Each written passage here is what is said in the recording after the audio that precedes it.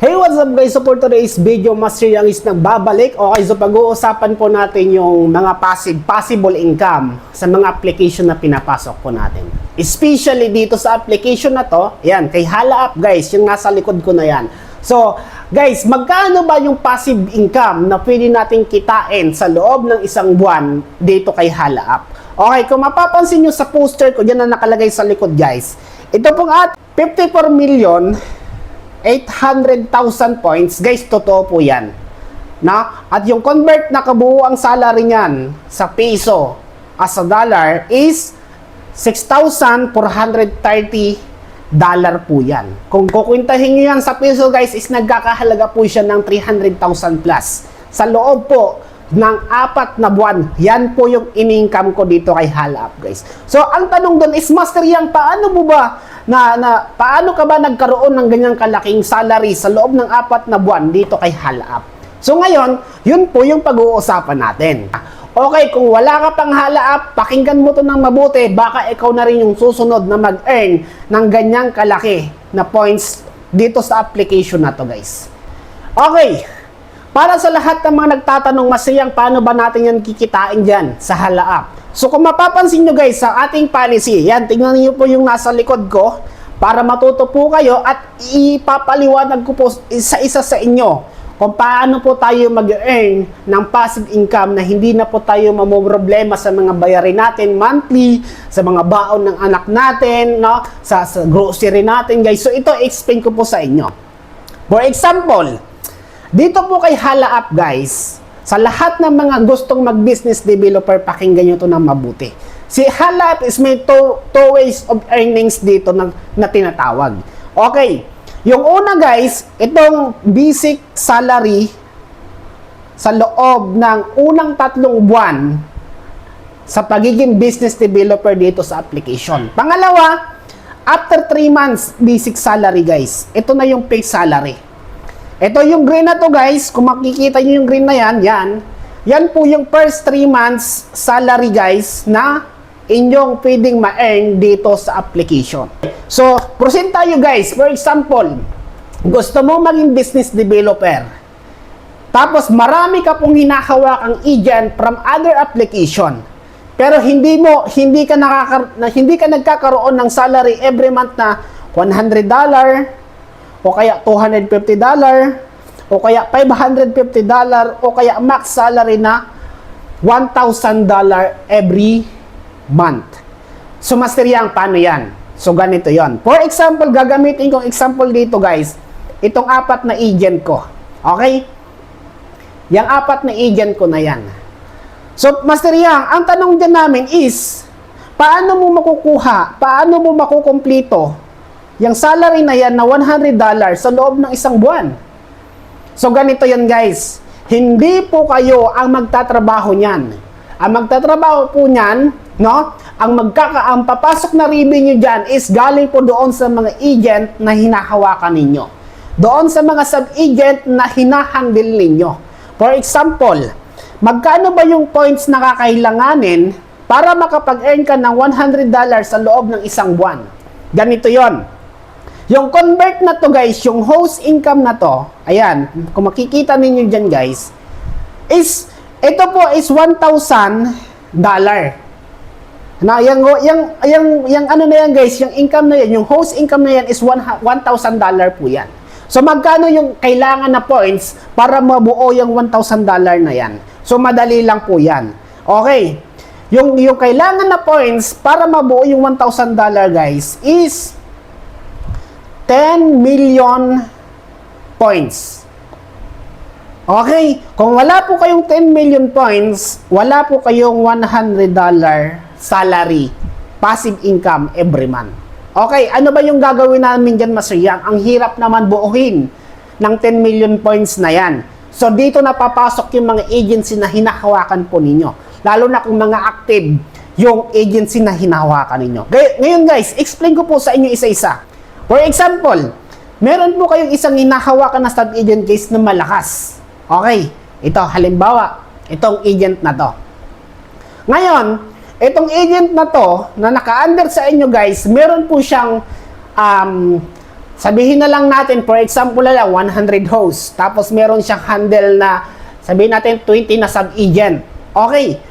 Yung makukuhang revenue nito, ni agent, number 1, guys, nagaling doon sa mga sub-agent niya, nagaling doon sa 100 hosts niya, guys, yun po yung revenue na mako-convert dito sa, sa 10,000 at 10 million points. Okay? Ngayon, for example, na sa loob ng isang buwan, nag-earn yung agent, yung sub-agent ninyo guys, ng 10 million points. Okay, 10 million points guys. Automatic yan, napapasok po yan sa BD dashboard ninyo, dito sa 10 million points, at yung 10 million points na yan, is mako-convert po siya sa BD salary na $100. So, hindi kayo mahihirapan dito.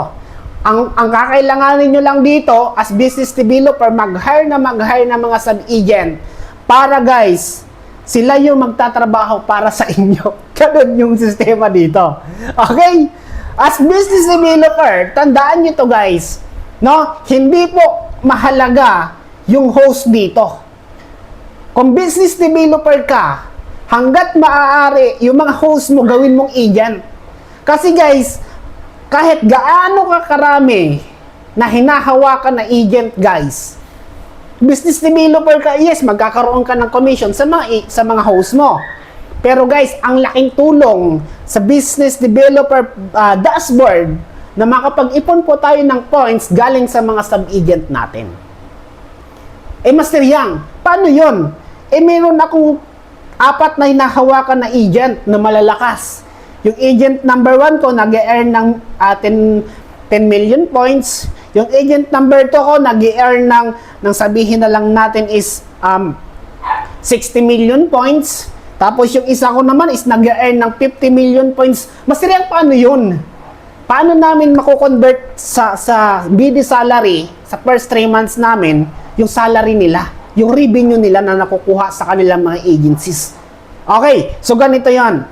Guys, kung nag-earn ng 10 million yung isang agent mo, tapos yung isa naman is 60 million, guys, ito yung maganda dyan. Hindi lang po $100 yung pwede nyong kitain sa loob ng isang buwan. Okay? So, kung mag-earn ng, sabihin natin, 10 million, 60 million, tapos 20 million yung isa, guys, paldo po kayo dyan. Bakit ko nasabing paldo? Sa possible nakikitain nyo sa loob ng isang buwan is $800. Magkano yung conversion ng $800 guys sa peso? Yung $800 sa peso guys, no? Yung $800 sa peso guys is nagkakahalaga po siya ng almost 42,000 kung hindi ako nagkakamali guys. Ayan. So, basta ganon, nasa 42 to 50,000. Kasi yung $1,000 is nagko-convert siya ng 50,000 to 52,000. So ganon. So isipin niyo yan guys. Pag malalakas yung mga sub-agent na hinahawakan ninyo, hinahandle nyo guys, hindi po mahirap makuha yung salary na yan. Monthly. 'Di ba? Hindi po siya mahirap. Mahirap lang po kung business developer ka na beginner, tapos wala ka pang idea pagdating sa mga ganitong work, kasi nagsisimula ka pa lang. Pero guys, tandaan nyo, alam nyo ba, na nung magsimula akong business developer sa Bulo App, guys, isang buwan, halos wala po akong tulog. As in, isang buwan, puro orientation yung ginawa ko. Pero alam nyo ba kung magkano yung kinita ko? Is $10 sa loob ng isang buwan. Sabi ko, sige lang, ngayon lang to yung $10 na to. In the next month, guys, sumahod po ako ng $200. Malaki na yon para sa akin as beginner. $200. Sa loob lamang ng 2 buwan, guys. Kapag gusto nyo po talagang magkaroon ng passive income na hindi po kayo mahihirapan, kailangan nyo lang po pag-aralan yung work ng business developer policy sa bawat application na pinapasok ninyo. Okay? Balik tayo sa policy, guys.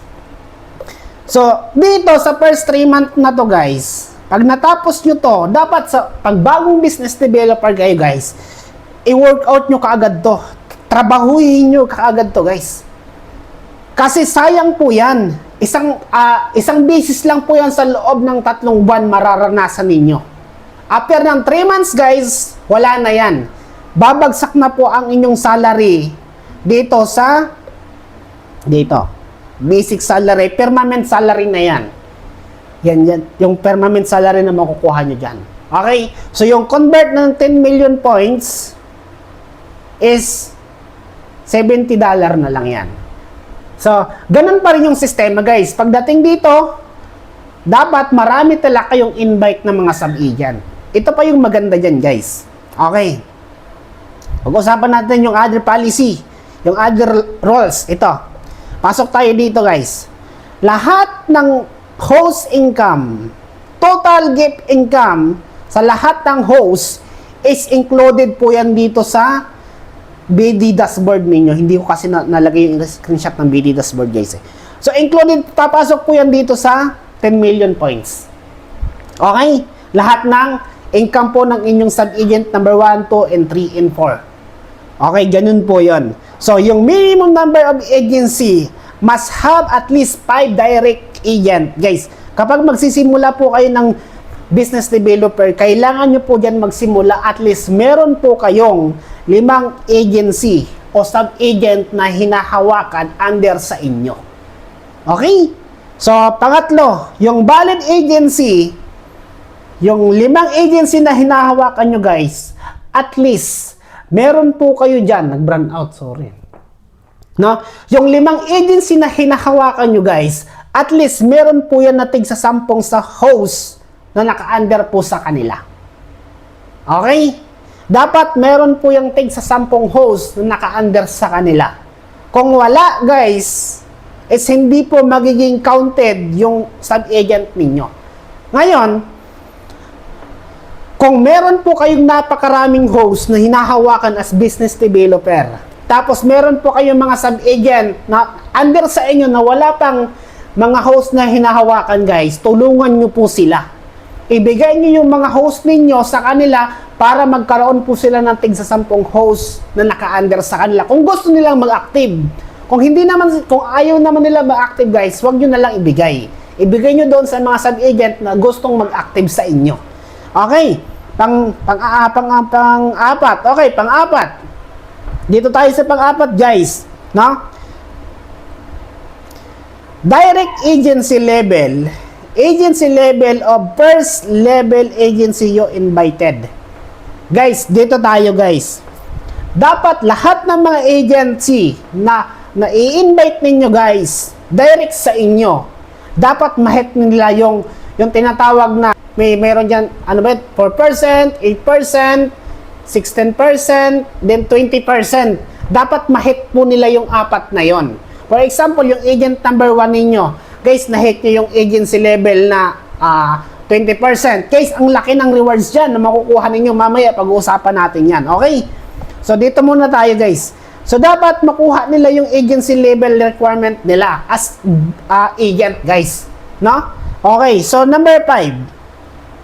Yung rewards, guys, is naka-base sa direct agency level na naka-under po sa inyo. No? Yung amount ng direct agency, yun po yung papasok po sa inyo na points dito sa BD dashboard ninyo, guys. For example, ayan, may nilagay ditong example, guys. If your agency, your invite agent is nag-level po siya ng agency A. Yung agency, for example yung agency or yung sub-agent na hinahawakan nyo guys, is na-reach po nila yung agency A level.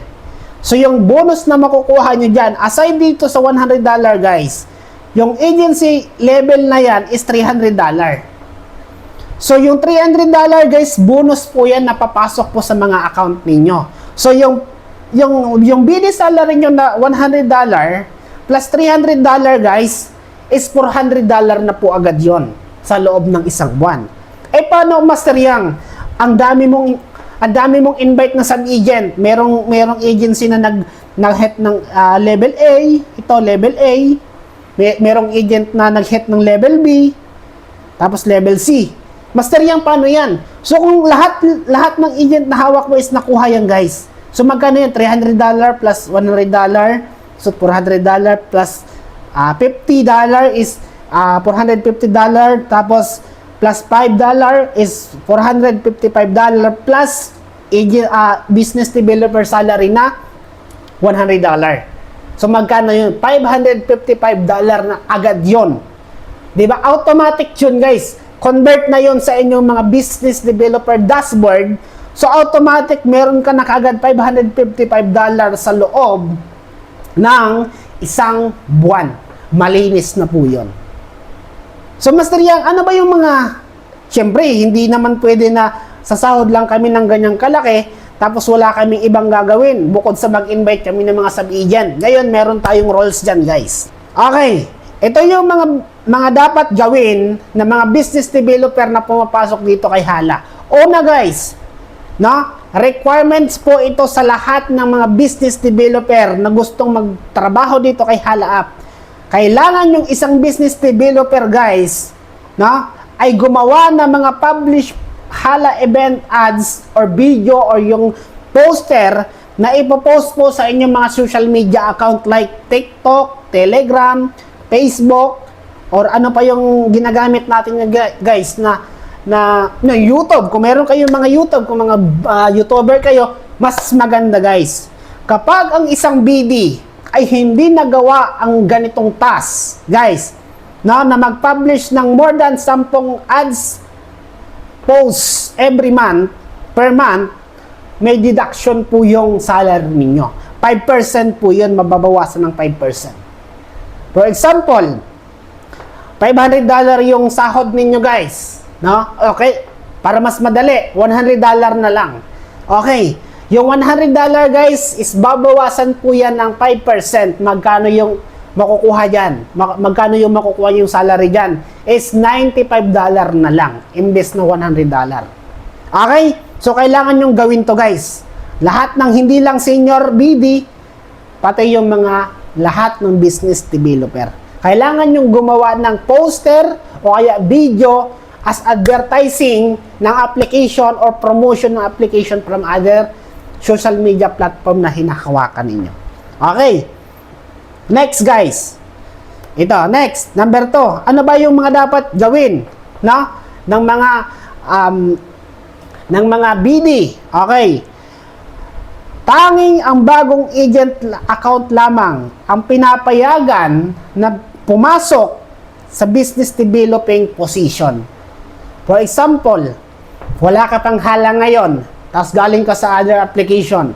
Dahil nakita mo yung video na to, nagkaroon ka ng interest na pumasok or subukan maging business developer. Guys, kailangan, dahil bago kang account, qualified ka po sa pagiging business developer dito kay Hala. Kasi bago ka pa lang. Okay? So, hindi pwedeng may account ka na sa Hala, tsaka ka pa lang magbi-business developer. Hindi po pwedeng ganon. Okay? Sa lahat ng, for any special question, guys, may mga admin po tayong naka-assign sa bawat agent. So, pwede po tayo magtanong po sa kanila. Okay, pangatlo. Ano pa yung kailangan, guys, ng business developer para maging qualified po kayo sa minimum salary target na kailangan? Okay.